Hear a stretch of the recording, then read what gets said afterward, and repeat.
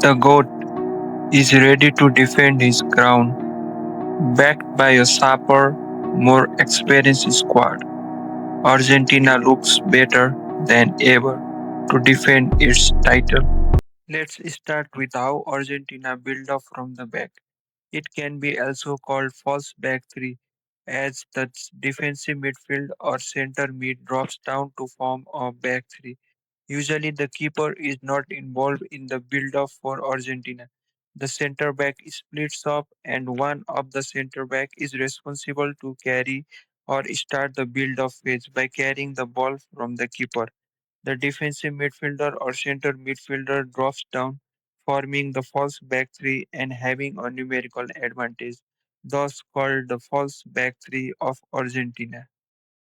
In this clip, we can see that defensive midfielder has fallen on the back to form a back three, thus forming the false back three as mentioned.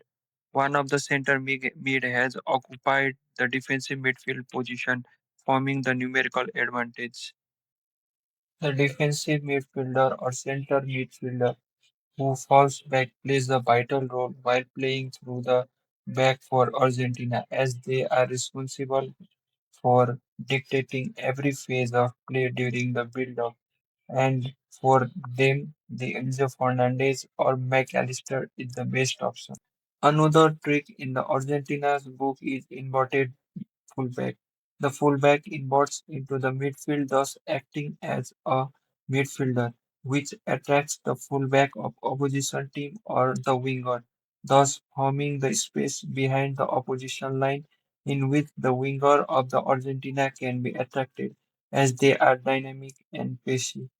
When comparing Argentina to most of the squad or the opposition team in this World Cup, they are superior than others. Therefore, opposition team simply sits down and take their chances in the counter attack, therefore creating difficulties to Argentina to break their play and create their chances to score the goal.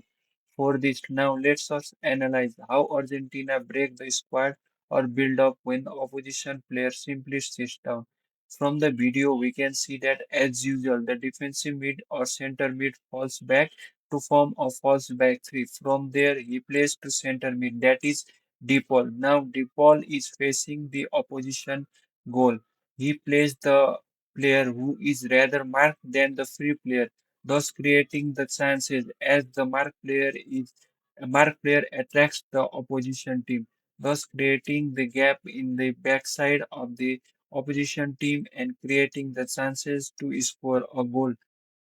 Although the trend in today's world is direct vertical pass or poor pass behind the opposition, the Argentina still utilize the zigzag or tiki-taka plays as their player is more dynamic toward ball carrying and elite passers such as McAllister, Lionel Messi. Therefore, they attract the opposition player to watch them and create the gap in the backside of a last line of a opposition team, thus attacking it and creating more chance rather than direct passing or vertical passing.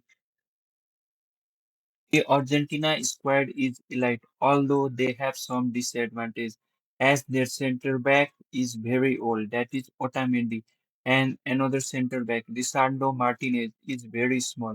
Therefore, air ball can be vulnerable to them. Another drawback would be the factor Lionel Messi, as he has aged and he doesn't track back. Therefore, when the fullback are inverted, it creates huge gap in the wide space. Thus, the opposition team can easily attack it and create chances for them. Thus, this must be solved by the Argentina squad and the coaches. Comment below which team do you think will win this World Cup and what are the chances of Argentina versus Portugal in final.